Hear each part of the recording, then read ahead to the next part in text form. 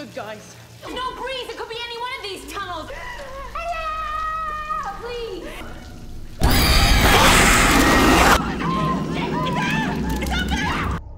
Hey guys, welcome back.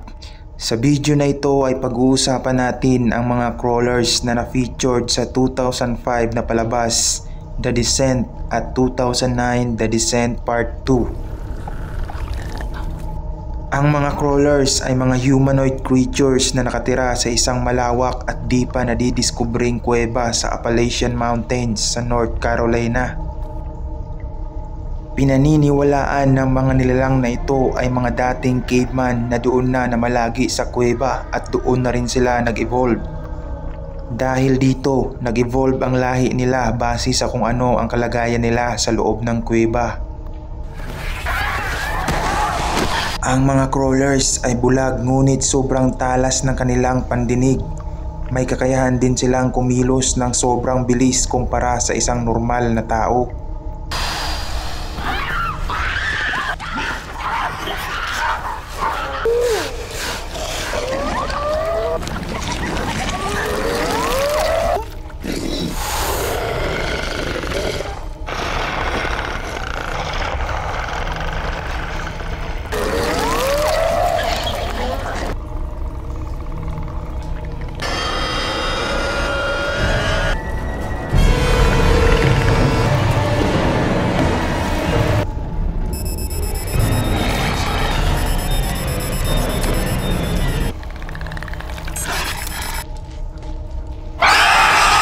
Although kasing lakas lang din sila ng mga normal na tao, ang mga crawlers ay may kakayahan na gumapang sa gilid o maging sa itaas na bahagi ng kuweba na parang mga tuko.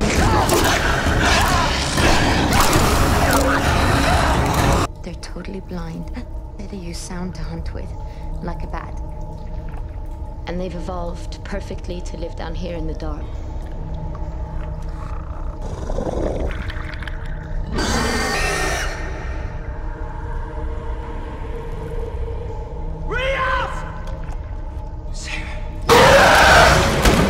Ang mga cave crawlers ay may matatalas na ngipin at kuko na siyang ginagamit nila sa paghuli ng kanilang makakain.